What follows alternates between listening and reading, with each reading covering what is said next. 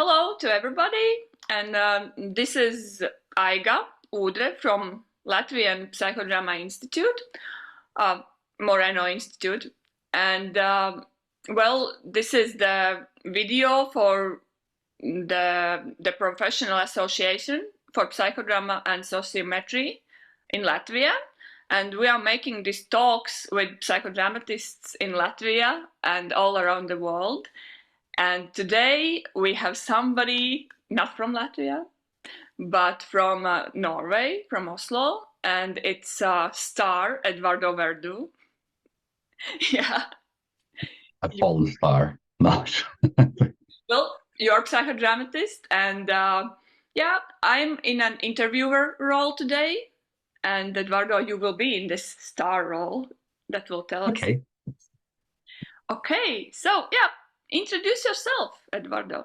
Well, I am a 55-year-old man living in Oslo. I am the result of southern Spain and Norway.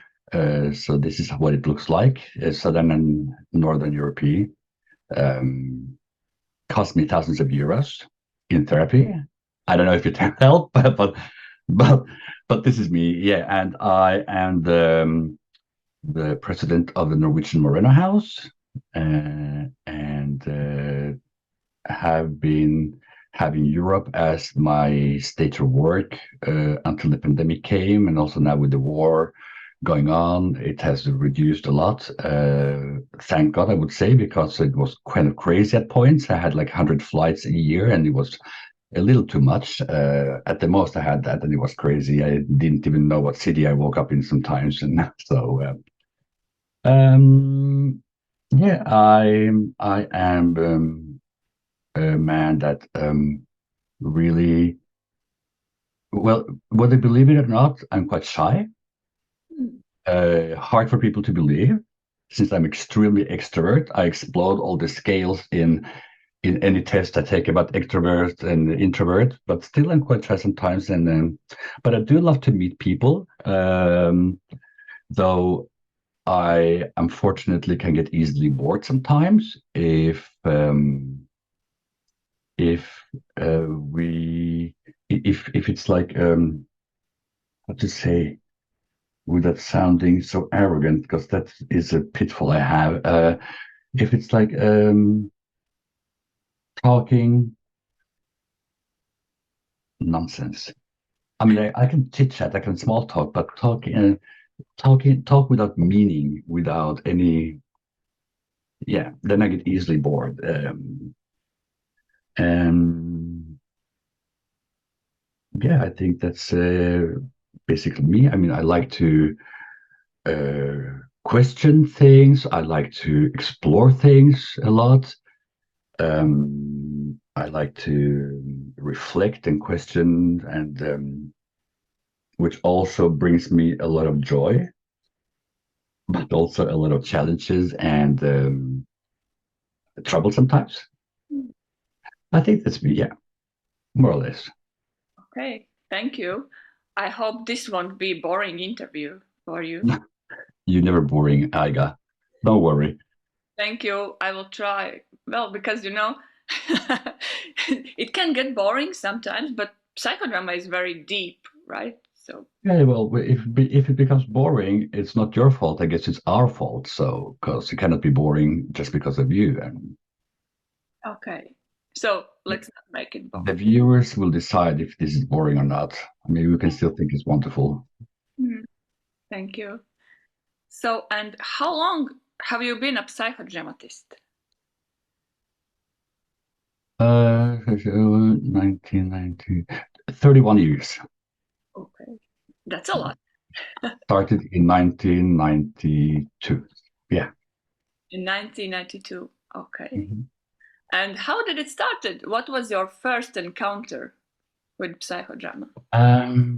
It started, I don't know if the story is so glamorous how it started, but it started with I met my husband 32 years ago, 30, yeah. And after half a year, he told me either you go to therapy or I go. I leave you. Okay. And at that point, well, he's older than me. He had been through therapy for many years, and I was a very angry young man. I was only 22, Mm. 23. Yeah. And well, at that point, I was working in the theater as an actor, and he knew about psychodrama. He knew Eva Røine, the one that brought psychodrama to Norway. So he introduced me to her, to psychodrama, and that is how I came into psychodrama. I came and I stayed. Um, I Yeah. remember I was called Mission Impossible at that time, but I didn't give up, and they didn't give up on me, which was a really beautiful thing, which I'm very grateful for, because without psychodrama, I don't know where I would have been really. And so, yeah, that's my first encounter with psychodrama. My husband told me he would leave me, but anyway, and we're still together, so probably it helped. Yeah, it looks like. Mhm. Also, well, you not just entered psychodrama, you are a psychodrama tep, I think, right now. I'm a TEP Yeah. supervisor, and I'm also a clinical family therapist. But psychodrama is basically what I do. Yeah, and I train people all over Europe. I have groups all over Europe. Supervise.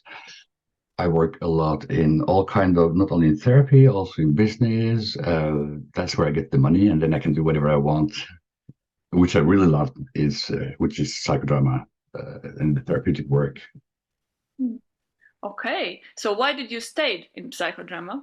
What's the thing for you in psychodrama? What's the best thing? I think the reason I stayed is because if I think back now, I think at that point in my life, it stretched my perception of what life could be a lot. Uh, it brought somehow life back to me from being a very rigid. Though I was an actor and working as an actor, I was still kind of, I would say, rigid in my life. Without acting, without the theater, I would probably not have survived, because that's where I got the chance to express myself. But psychodrama, at one point, I left the theater and stayed with psychodrama because it's not like psychodrama is not like something you repeat 80 performances after each other every night or whatever. It's something happening in the here and now, full of surprises. And also, I think the joy I felt about feeling seen, feeling accepted, not judged. Um, it it really expanded my view on life and my role repertoire, and gave me so many possibilities. I mean, endless possibilities at that time, at least. Yeah, Yeah, makes sense. it makes sense. It's Okay. kind of for me too. It what's psychodrama bringing for me Yeah, is feeling that there is no problems that you are stuck in. You can, you have possibilities always in life. yeah, yeah. And it's not always nice to be confronted with the possibilities, because it makes you aware of responsibility, and and also shows you maybe the pain of the wounds you have lived with, and maybe even acted upon, because it's safe, you know what it is like, and to change to something you don't know what it is, it's challenging. But I was unfortunately lucky, especially with Eva Røine, who really never gave up on me, and this helped me really to see, well, psychodrama through her, to see or to somehow helped me bring back meaning to life, create meaning, because life in itself has no meaning at all. I mean, for me at least, life has no meaning at all. Meaning is something we have to create every day, and yeah. So I moved from behavior, repeating myself every day who I was. I mean, this angry, artistic, suffering actor in his 20s and drinking bourbon and listening to Billie Holiday, to action, where I act accordingly to what happens in life. Tried to act adequately, of course, but of course the only way, or the hard way, was the failures, of course. I mean, learning how to walk again, or learning how to fly again. I mean, like Moreno says, with fallen angels with broken wings, try to learn how to fly again. So, but at least it's action. It's something that I explore, that can expand my perception of life, people, and see myself in a different light. I mean, not as a hopeless, useless young man that didn't felt loved, or didn't felt I belonged. I mean, how to belong was a big question to me, where to belong and how to belong. And psychodrama somehow gave me that feeling of the collective, of the universe, of the collective, how do you say, the collective way, how do you say, how to belong, what brings us together, what holds us together, the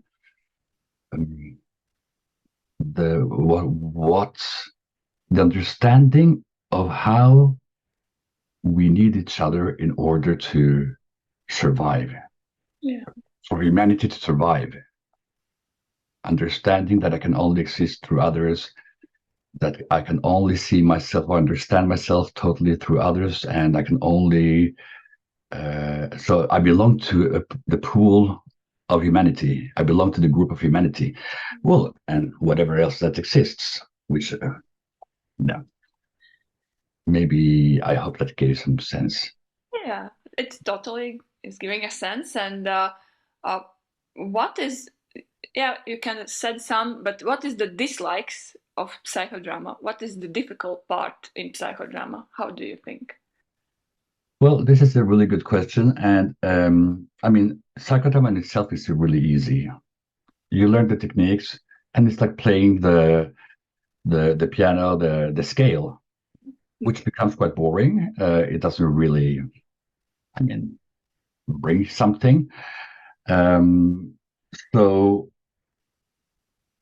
in order for me, in order to have psychodrama as something that really can change people, or myself, society, we need to understand the philosophy.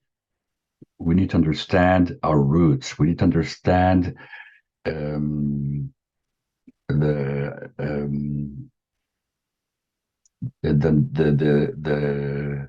importance of relations, and we need to enter psychodrama with humbleness, and explore the roles we have. So what I really dislike about psychodrama is when psychodrama is used just to play roles without even having a content, in the sense that I just escape. I mean, psychodrama is very seductive. So it's very a lot of people that likes to act, they go to psychodrama because they can just play roles. But it doesn't necessarily mean that they go into the core of the roles and understanding and perception of the roles. And I don't expect the protagonists to understand the philosophy, but the directors to understand the philosophy. So when people just play, I think it's psychodrama at its worst. I, for instance, never allow people to role reverse, with few exceptions, of course, if they can not be in an encounter, because encounter is first. Then comes sociometry, psychodrama. And so I'm really allergic when psychodrama is used as a way just to escape by having a catharsis based on behavior. Not that you cannot play and not that you cannot role rehearse, of course, but if that is the only thing you do. And I love what Stanislavski says when he says that learn to love the roles in yourself, not yourself in the role. So it's like an emotional masturbation. Yeah. That's when I really dislike psychodrama. So it's not about the concept of psychodrama itself, it's how it's used. Oh, yeah. Well, thank you a lot. This is for some people that are in theater too, because this masturbation with the roles, Mm-hmm. is is in a theater a really big problem too. So it's definitely. And sometimes maybe it's needed, but the director needs to be very aware of if it's happening, why it's happening, and then very softly with kindness, firm kindness, then bring it back to life, not to the theater, because it's not. It's psychodrama for me is not theater. It's we're not playing out a script that is written because we write the script while we are on stage. Yeah. So it's a way of like rehearsing life in action in the present moment. Not that you get the script and here you have the lines and you played it out. Yeah, and you have some some ending that you have to get to. No, you don't know the ending. No. Yeah. On the other hand, I have to say, without having the theater where I really could express myself, I don't know if I would have been here today before I met my husband, before I met psychodrama, because it was the only way to express myself was to be on stage. So, of course, I then can question myself if I was a good actor or not. I don't think I was very bad, but I think also it was like an emergency remedy for me to survive. Yeah, somehow. Yeah. Well, my hobby is theater, so I think for a lot of people it is like this. Mm-hmm. It's one thing if you are professional actor, but if you are hobby like, it is the thing you like in theater that you just go and do things and play roles, and that's what brings the psychodrama too. Yeah, and it's like if you're having, I mean, you can see actors that are technically brilliant, but they seem to be so bored of life when playing the roles, or they just play lean on techniques, and it's like the soul is missing. Yeah. So it becomes like a robotism, Yes. something like that. Mm. And that's what I think differs a lot good actors from bad actors. I don't want to say good or bad protagonists because that doesn't really exist, the concept, but That's the on awareness of the directors. Excuse me, I didn't hear. What did you say? Yeah, I said, well, protagonist is one thing, but this is on the producer, on therapist to make the soul, to open up the soul on stage. Yeah. So that's what it is like when people use psychodrama without understanding the philosophy behind, which takes years for me at least. Maybe I'm slow and stupid, but it takes years, and I discover new things all the time. So, and that's good because you're learning still. I hope, yeah, I hope. Yeah. So yeah, it takes years, you say, but maybe we can just touch it a little. The philosophy, the most important that psychodramatist needs to understand. can we just say it in a basic, yeah? Well, I think one of the most complicated and difficult concepts of the philosophy is tele and the Godhead. The encounter is basically more easy to understand theoretically, but first of all, understanding the concepts, but also understanding how they are interconnected, and that one cannot really live without the other. And the concept of tele is, in my opinion, has been maybe now I'm swearing and people all over Europe will kill me, but I am also a sinner, so it's okay, because I've also been training people a lot, and is to how we train our students to understand tele, what it really is. I think we have failed, not totally, because we have kind. I mean, how do you explain tele in the sense that you don't only reproduce the words when you teach, but you can also give people the experience of tele. A lot of people think they experience tele when we're maybe talking about empathy. Because tele is like, for me, it comes really difficult concepts in, like God,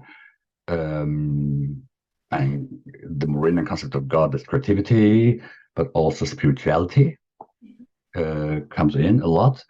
The understanding of us being cosmic beings, the ability to really see me through the eyes of you while I see myself. I mean, in order to get tele, you need an encounter. I mean, you can classify tele in like quasi-tele or near tele or blah, blah, blah. But the only really way to measure tele, as far as we know today, is through sociometry, a sociometric test. But to make people understand tele, they also need to understand the concept of encounter, which is 1 + 1 is 3, not 2. So we move away from the scientific mathematical understanding of 1 + 1 to something more, I could say, Morenian. For me, it's more spiritual, because 1 + 1 is 3 is, Moreno says that the true encounter is a reflection of a meeting with God. So it's you, it's me, and whatever is between you and me as a third entity, which is bigger than you and me. And this is the bigger than you and me. So sometimes it's not even possible for us to explain tele with words, but we can sense it. I think that it's bigger than, of course, I mean, people misunderstand tele a lot with empathy, with sympathy, even with compassion. I think compassion is or could be a result of tele, where we want to act, not behave, act adequately according to a telic experience. And of course, there are, I mean, I don't want to sound like black and white, because we could have an experience of tele, but what is full tele? I don't think that's possible for humans to even understand what full tele is, because we might be, maybe we're enlightened, and the moment we're enlightened, it's time to die, or I mean, it won't even happen. Many people think they're enlightened, but they're not. Or and tele is really easy to misunderstand with projection. And what was the question? the question was, well, not so much about the tele, but about the all philosophy. But as you said, the tele is the basic, you know, you need to understand. But Well, we maybe tele, the hard part of tele is that it's not the understanding in our head, you know. It's not about head, it's yeah, about feeling.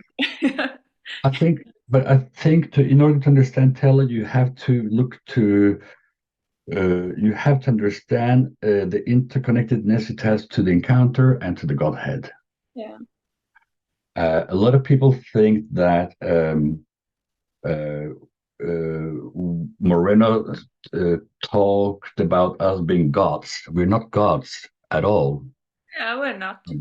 On the seventh day, he said that God looked down on earth and said, "This is quite boring. I just met a lot of people. They're all robots." So Yeah. he put a drop of spontaneity in each of one of us, the free will, his free will, which is activated through the encounter. And to understand, have a full encounter, that's when tele is created, which creates something bigger than you and me, which is the way to co-create. Hmm. Because a lot of what's happening in the world, at least in Norway, is that we think that compromises is good. I think it's bullshit. I think compromises is bad most of the time. Sometimes we have to, of Yeah. course, but it's really bad because it's just like uh, we don't use your potential or understanding another. We don't use mine. We just take a little of you and a little of me and we put it together and we say compromise. So 1+1 is 2 if we're lucky, or 1+1 could be 1.5 or less. Yeah. And a lot of the Norwegian society is built on compromises, is because people don't listen. Yeah. The world has forgotten to listen, which is a part of tale, of course, too, to listen not only to words, but to the body and silence, which is an art. So instead of listening, we hear. Hmm. And while we hear, we're just preparing ourselves how to answer in order to convince you that I'm right or my idea is the best or whatever. Yeah. Listening is an art, and listening to silence, listening to the words between the words, listening to the space between you and me, where God takes place. And people say a lot, follow your protagonist, just listen to your protagonist and follow your protagonist. Yes, fine. But not always. No, not always, because it's my responsibility as a director that the protagonist doesn't hurt him or herself, that the protagonist doesn't enter the world of the unknown without protection. Yeah. And that the protagonist might act out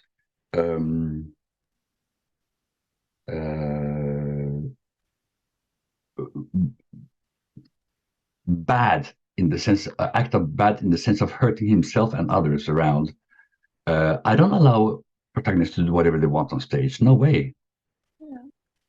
If they want to kill themselves or someone else, they have to go to another director. For instance, I mean, I don't allow killings on stage. For instance, Mm. that is kind of producing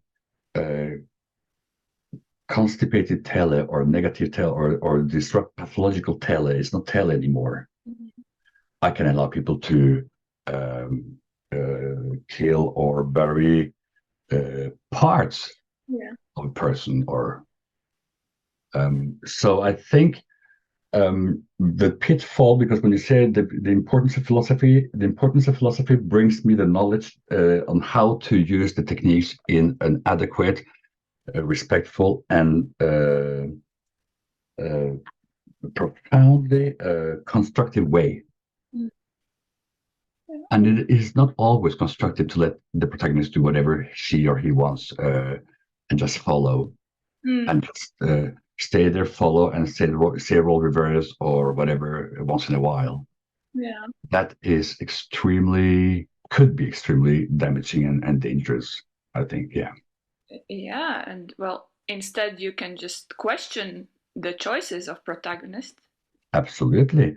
and I think we should. Yeah. But I love the English word that doesn't exist, carefrontation instead of confrontation.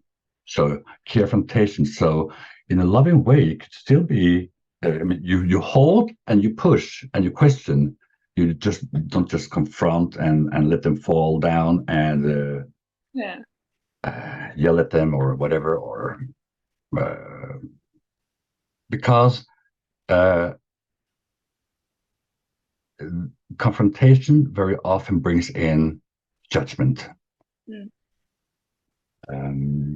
And of course, there are a lot of things that it's repulsive after so many years, what I've seen on stage. I mean, people committing sexual abuse or abusing others and stuff like that. Of course, I don't agree with that. Of course, I don't understand. I don't understand it. Is one thing. I cannot accept it. Mm. But I cannot help people, or I cannot, because psychodrama is not moralistic. Mm. It's not immoral, it's amoral. I know Yeah. some people judge me for this word, Yeah, because maybe they think that, well, you don't want to take standpoint and you're a coward or whatever. Yeah. No, I can very, very well, maybe, but to my understanding, it's not about that. It's about uh, looking behind our actions and see the core of the people that connects us together into as cosmic beings, I think. So you need to understand the philosophy in order to understand this, and not only the techniques. The techniques, you can read the book. It doesn't make you a good psychodramatist. You can read books to become a psychologist. It doesn't make you a good psychologist. Or a good doctor. I mean, the worst thing I know is doctors that doesn't even look at me. Mm. That doesn't happen anymore, but it used to happen 20 years ago or something, and I would just leave. I mean, I'm not a piece of meat. You have to talk to me. So it's easy to hide behind the techniques and don't take the responsibility you need to take as a director if you don't understand the philosophy. The philosophy is what brings life, what brings the magic, the possibility of magic into psychodrama. Yeah. I'm not sure if I answered the question. I mean, because when we start with this question, I go all over. Because it's a lot. It is a lot. Yeah.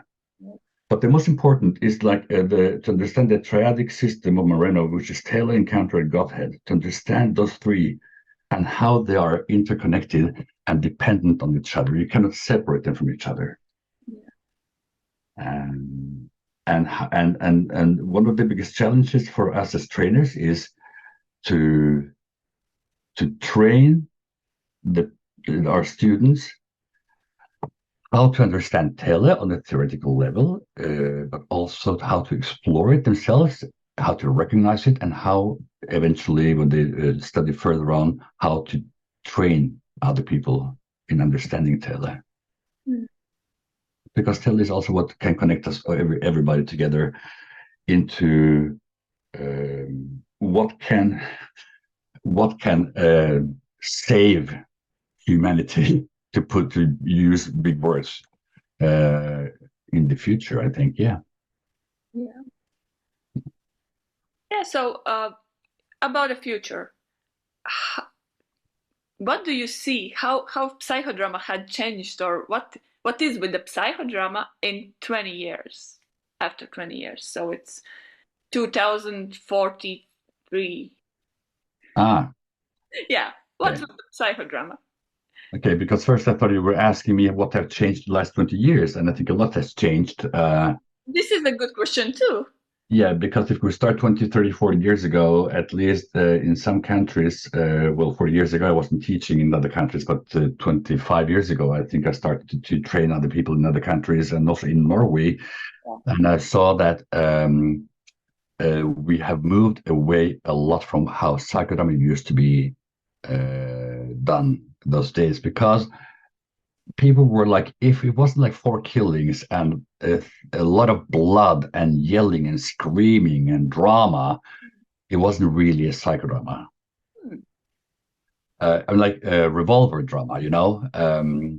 While my experiences and how I see we teach people, not because acting just out doesn't change anything necessarily. If it doesn't, the change has to come from within.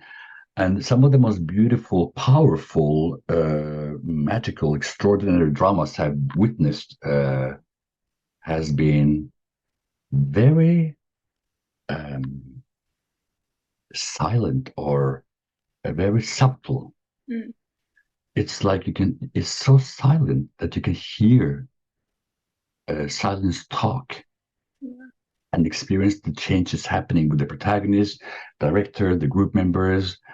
And it's not about necessarily just pouring out all your shit on stage and expecting everybody to accept it, or yeah, sometimes you need to scream and to. I'm not saying that, but it's changed a lot to understand that psychodrama is not necessarily about huge movements and noise.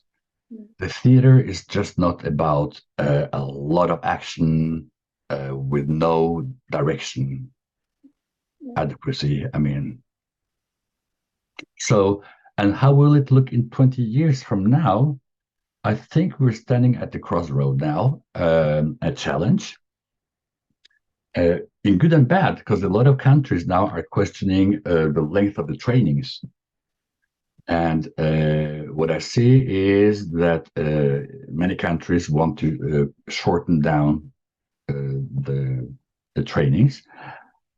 That's not necessarily bad. It just depends how it's done and how we will teach psychodrama in the future. Because I think all of us has learned, at least I don't train people like I did 25 years ago. I can even blush sometimes when I think about what I did 25 years ago.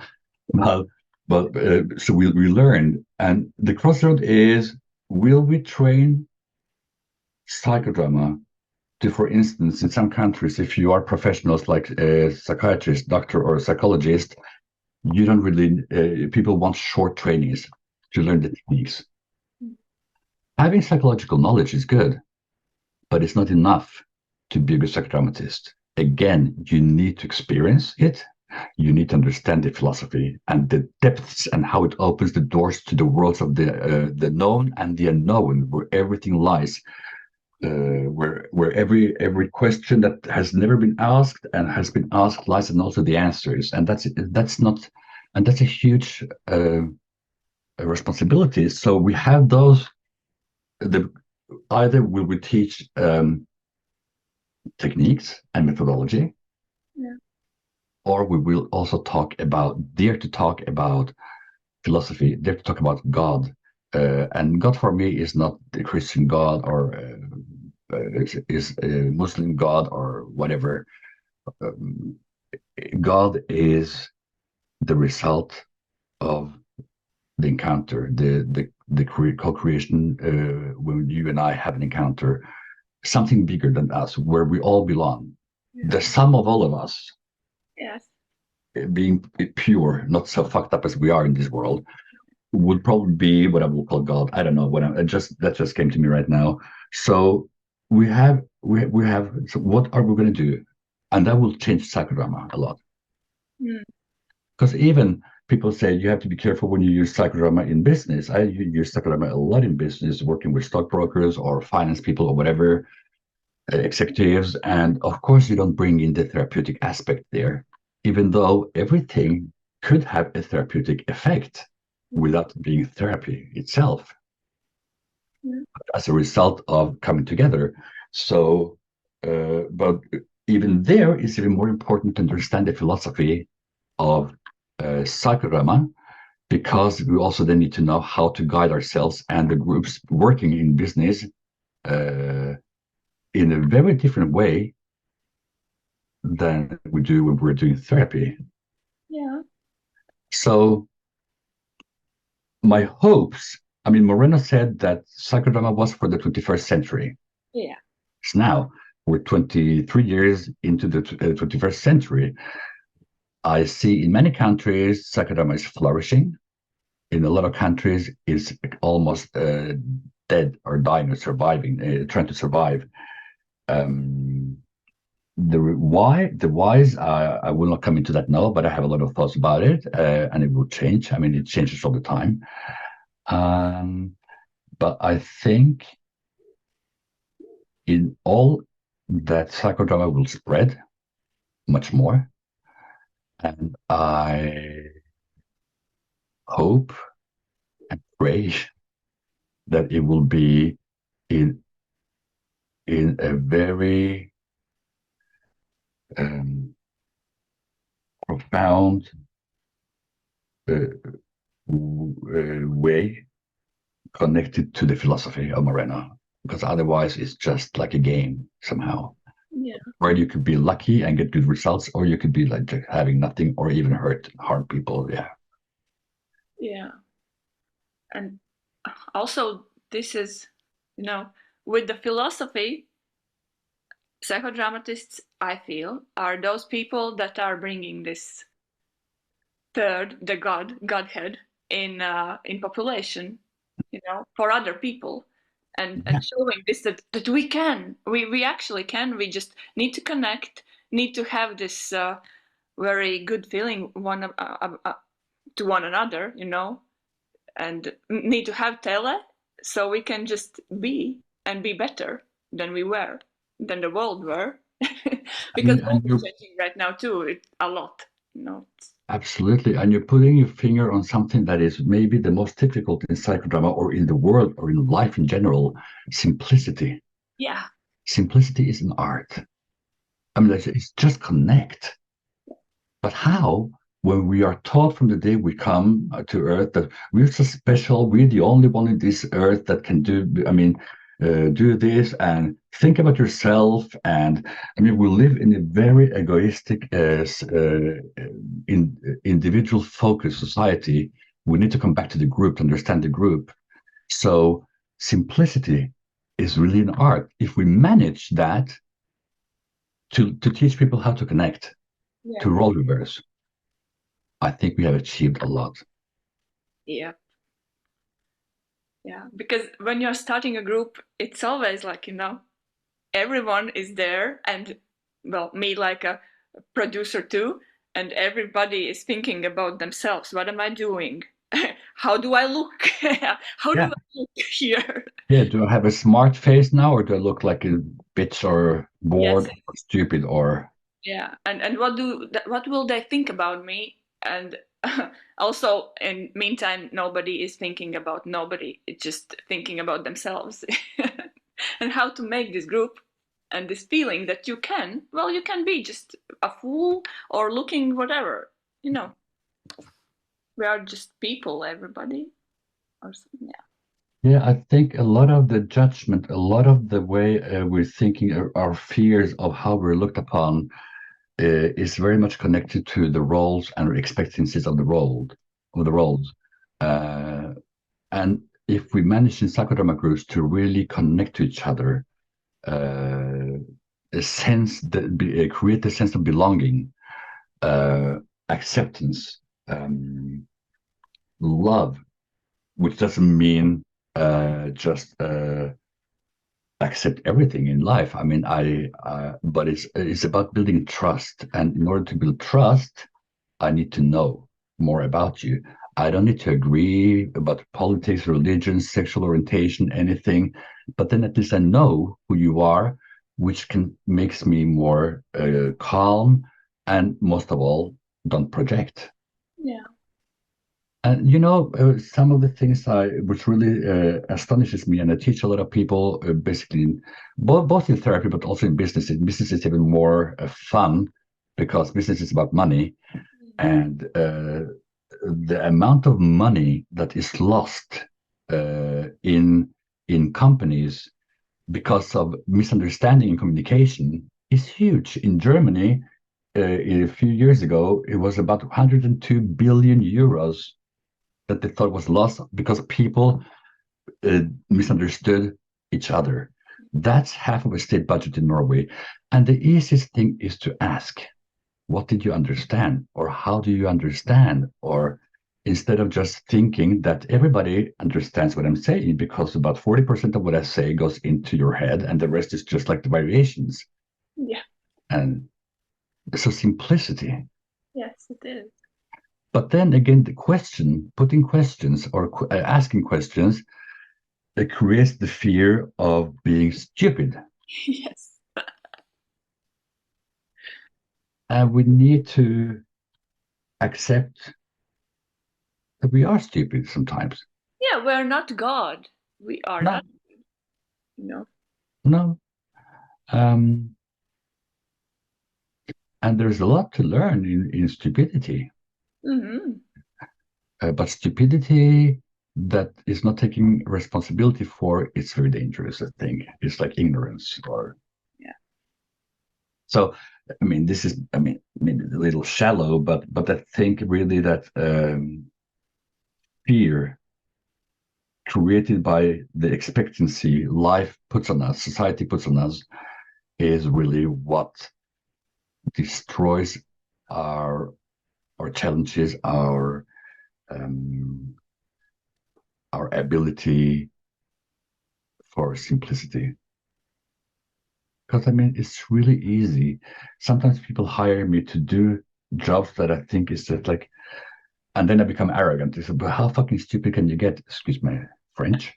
Um, it's just asking. And then I need to understand, but how are they going to ask if they don't know how to do it? Yeah.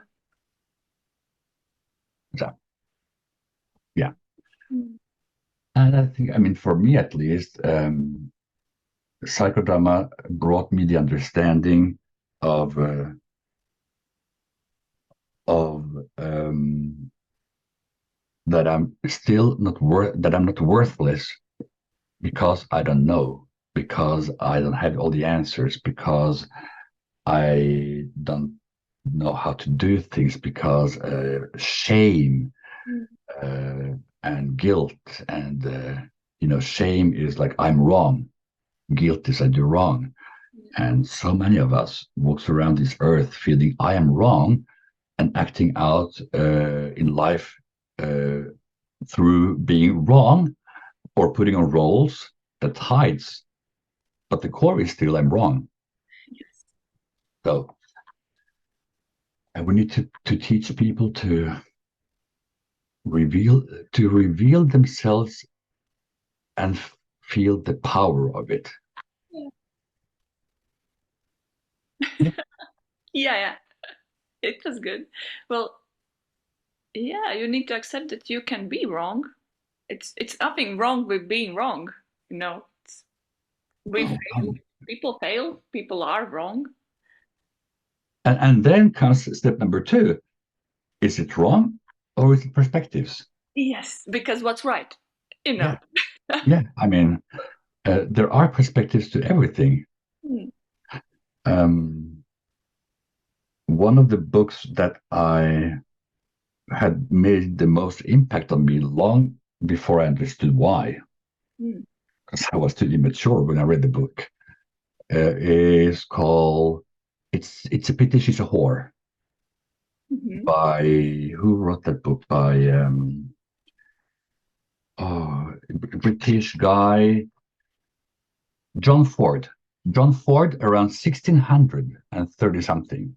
Yeah. And the plot there is about an incestuous relationship between a brother and a sister. Mm.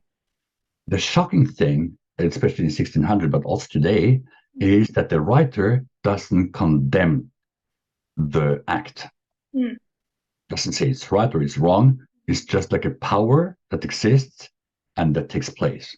Yeah. It's a fact. Just by condemning it and ban it, it won't disappear. It still lives there. Mm. And that made such an impact on me, not because I am the right or wrong, but because accepting that it exists. Yeah. And of course, I'm not for incestuous relationships. Of course not. Um, But people acting out incestuous relationships, don't they have the same rights as human beings to be helped if they want, or to open up a stage, create a stage for them to explore and understand what's going on? And so I can condemn the act, but not necessarily the people. Yeah. Even though there are evil people in this world, we cannot just get like everybody.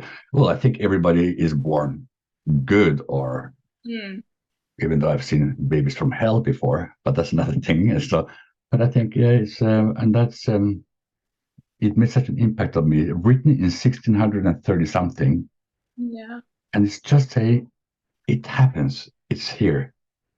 Then, wrong or right, whatever, it's still a force staying within us. And all these forces that we don't talk about is what destroys us a lot, and what psychodrama really, really creates the possibility and stage to explore in very safe frames.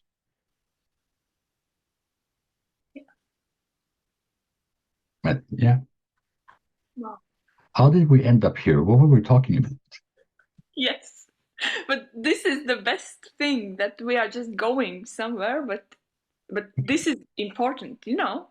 It is. Well, it's important because if we're all connected to psychodrama, I think the beauty about psychodrama is that it really gives us all. I mean, psychodrama is amoral, not immoral, and it creates a stage where we can create a stage that gives us the possibility to really explore without being judged, even though we judge all the time. But the frame of psychodrama, the philosophy, the understanding, and understand our actions ourselves, you know. Because that's important thing. Because in life we are doing a lot of things and don't understand what we are doing. We are just robots, you know, doing something. I think not only in Latvia, in Norway, all over, we're just acting. And I think one of the biggest diseases of the Western world, at least, which I know the best, I'm not so, even though if I study Buddhism, I'm not so much into the Eastern, well, a little, but it's through chasing our rights, because we were so occupied with rights and our freedom, I mean, which is kind of crap. We think we're so free, and of course we're not. I mean, yes, I live in a free country. I'm very fortunate. I live in a very free country. I can say whatever I want. I can do whatever I want. I just have to take responsibilities if I hurt people, blah, blah, blah. But it's about through what we think we're entitled to, forgetting the relation and the other, which we are dependent on in order to survive, we damage ourselves. So that's the disease. I think number one is that we go around thinking we are really working on our careers and expanding as human beings and reaching new goals. And we forget that we are, or we don't even see that we're actually damaging ourselves.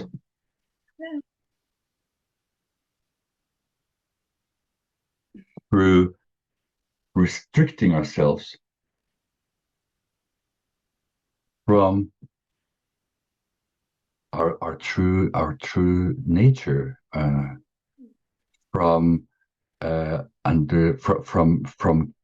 being in connection, from being in relation, from understanding that the world is not you or me, and I have responsibility for me and you for you. No way. We have a co-responsibility. I'm also responsible for you, without taking away your responsibility, of course. But and that's 1 + 1 is 3. So we're acting out from 1 + 1 is maybe 1, or what's in it for me? Yes. That's very Western question. Yeah. But for me too. I mean. Yeah, but you know, this what's in it for me for me, sometimes it's just joy or something that I see. Well, I can do this. Why not? Yeah, and Yeah. this is not, I think, good thing that is in it, because Well, I there's think one of the always reasons that the Western world is somehow so depressed, because I mean, it's a fact that we are eating more antidepressants, antipsychotics, I mean, psychopharmaca, yeah, so much more every year now than we've done before, yes, is because we lost the ability to feel joy. mm, We yeah, can feel happiness, moments of happiness, but we don't know anymore how to feel joy because we don't know how to relate. And we know, and that's what psychodrama also brought a lot to my life, was joy. With joy, the price of joy is pain a lot. yeah, Love is beautiful, but it's the worst. It's terrible. I really sometimes hate love, even though I love it, because the price is pain. yes, So with joy, if we don't know how to connect to people, if we don't know how to connect to ourselves and people, yeah, how the hell are we going to experience joy? yeah, Because for me, joy is something bigger. It's something that comes out of something bigger than you and me. Again, the result, the three. So, I mean, of course, you can, how do you find joy? But this is how I look at it, which is, I mean, joy, the surplus value of the encounter can bring joy. yeah, And many people think they experience joy, and maybe they feel kind of joy if they buy a new Lamborghini, or I don't know what they do. People do. I mean, because I mean, basically, a lot of joy to many people comes through money or sex or some kind of drinking, or I mean, they like work all week, and the Friday come and they're drunk Friday, Saturday, and Sunday. They're resting or to go. I mean, and they feel because they had such a great time that I don't even remember what happened. Thank God it was fun. It's like and that also questions people who go to therapy, because a lot of people get addicted to therapy too, which brings them joy, catharsis. yes, I remember once I had a group and a guy was walking around screaming in a warm up. Oh. And I went to him and asked, "Why are you screaming?" I said, "I don't know. Isn't that what we're supposed to do in order to get the feelings, emotions out?" I mean, and a beautiful guy, nothing wrong with him, but just something about the misconceptions of life, or we have lost. I'm not very religious, but I am. I mean, I left the Catholic Church. I'm into Buddhism, but we somehow lost God. And psychodrama gives me the possibility to find him, find God, not him, her, God again, but as the creating force that create meanings in my life. But without you, there is no meaning. It can look like a meaning,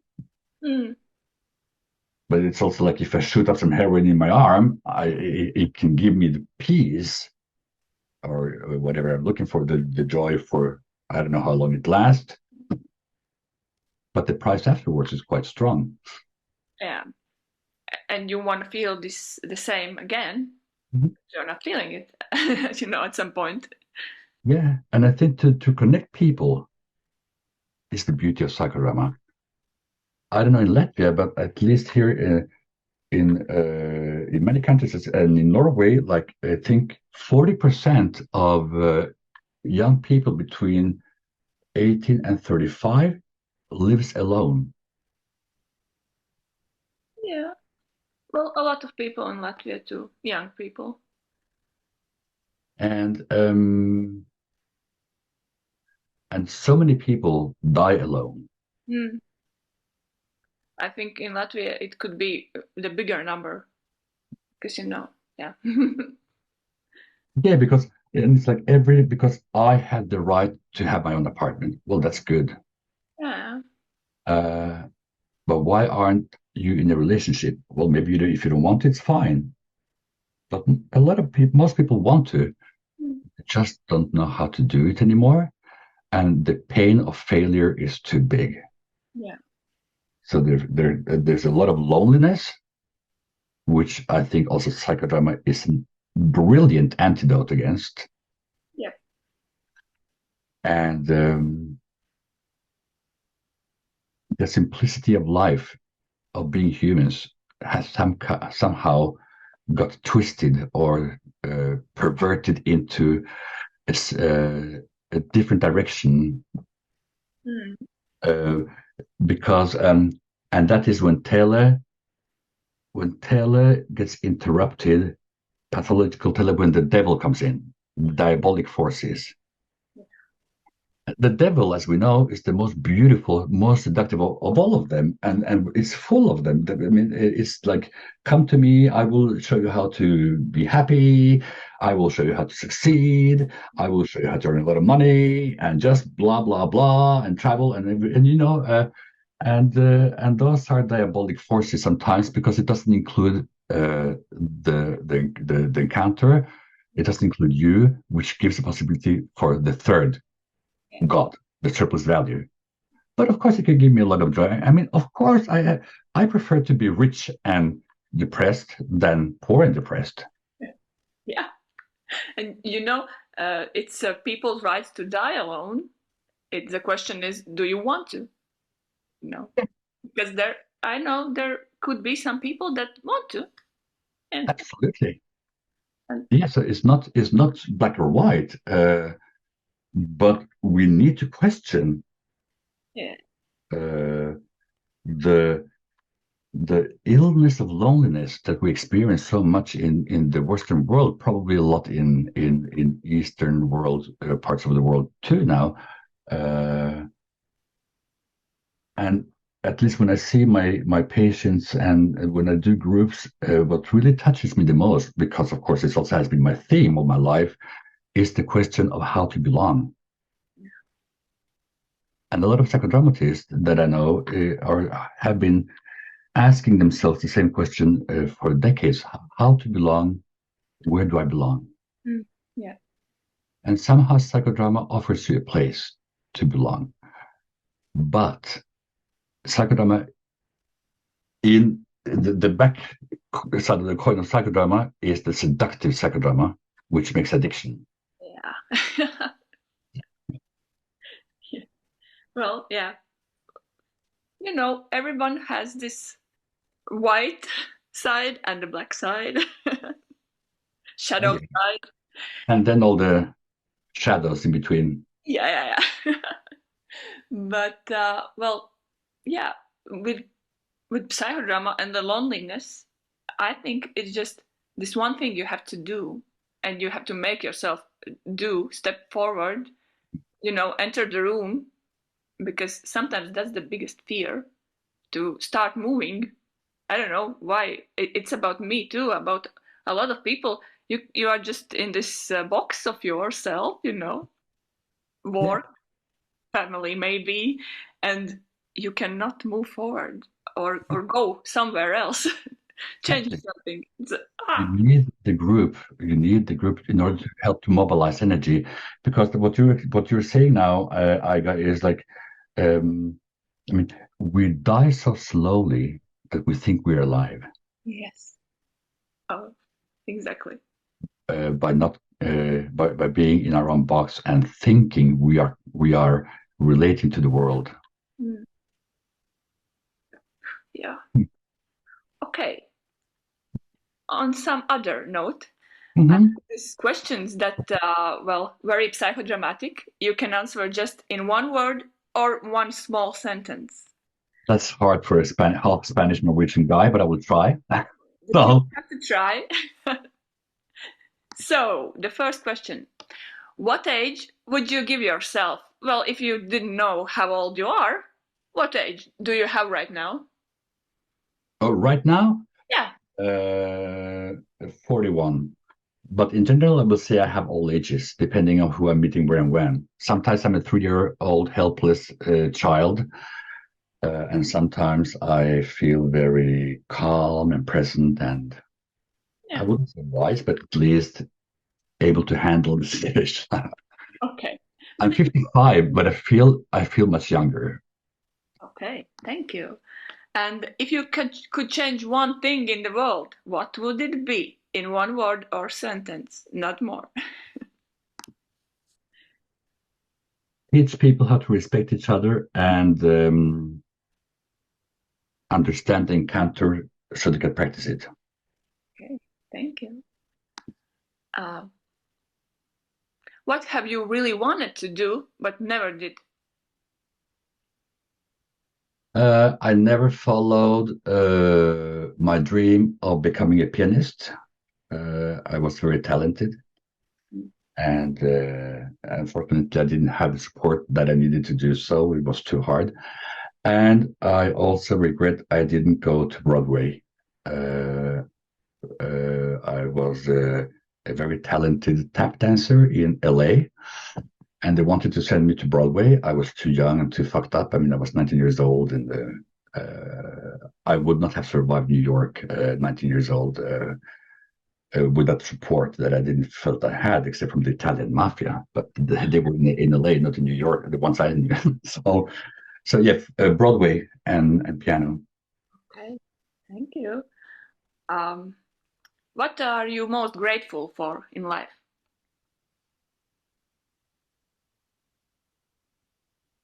I'm really grateful for living in a very peaceful, beautiful country with a very caring society. I'm extremely fortunate, and of course, yeah. No, I think that. I mean, I'm really lucky. Yeah. Okay. And what would you do differently if you knew that no one will judge you? Probably reveal my shortcoming even more, but also voicing my beliefs louder. Okay.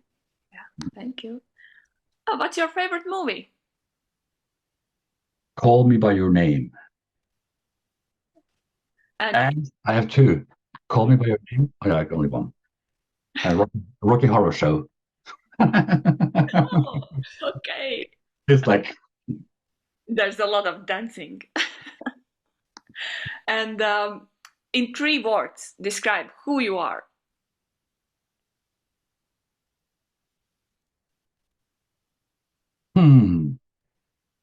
I am energetic. I am a very that's a strange simplicity and so hard question. I am dedicated, energetic. I'm very dedicated and restless. I'm like a high-speed cable. I remember some British like analyst called me like you're like a high-speed cable. It's kind of like without having ADHD, as far as I know. Yeah. Okay. And what's the craziest thing you've done? That I don't think you want to know, or maybe. Oh.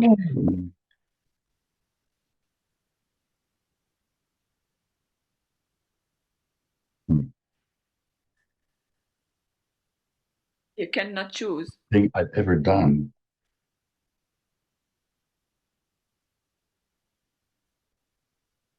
That is, let me think.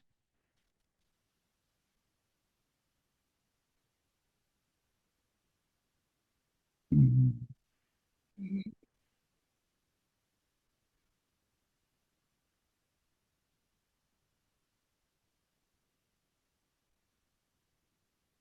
Well, I think it has to be, uh, yeah, actually, yeah.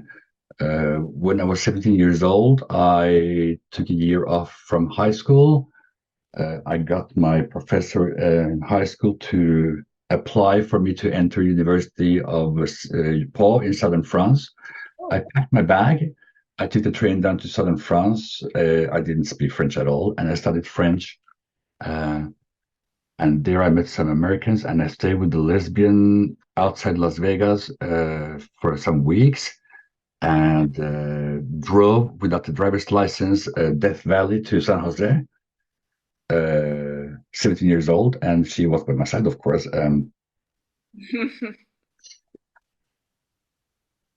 But leaving home, which seemed necessarily for me, and then I went to Copenhagen, 18, 19 years old, to Los Angeles.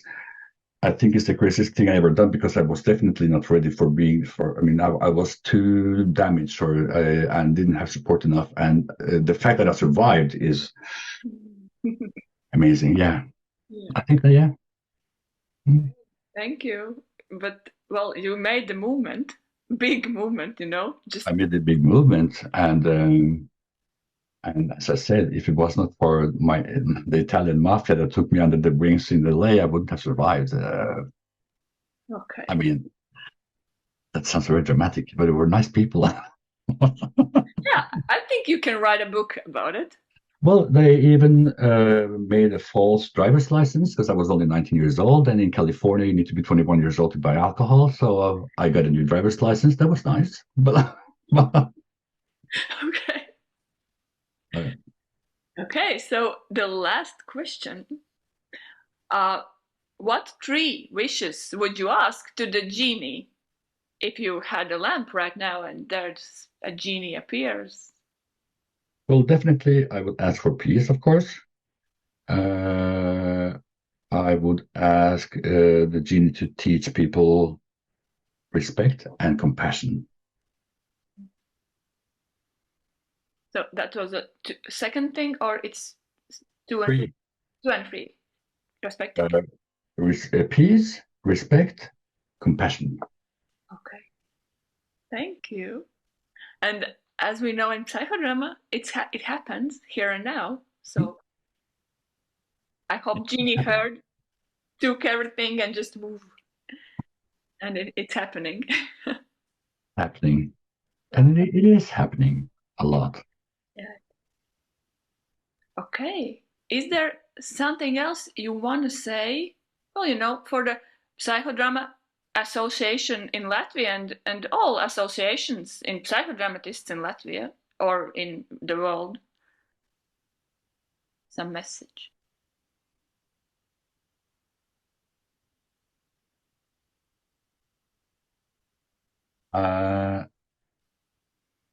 I think what I would say is, don't get seduced by yourself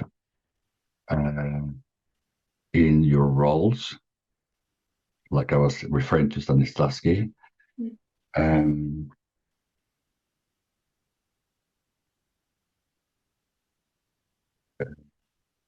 Be open and honest. I think that is what, at least, or maybe because I was too stupid to even think or don't think so long, that has brought me a lot of joy, a lot of very hard moments, but also a lot of joy working with people from all over Europe and giving me very profound and strong encounters with people from traumatized soldiers in Ukraine to stockbrokers, to prostitutes, to children. I think stay in the present moment and don't be smart. Yeah, don't be smart. I think at least I think one of my successes is that I can thank my father for fucking me up so badly sometimes that it never took away my humbleness, and it never gave me the chance to, or to become cocky or try to be superstar or the best, or because then we've lost the meaning of psychodrama. Oh, thank you, Eduardo. Thank you, Aiga. Oh, thank you a lot for this, really. Yeah, thanks.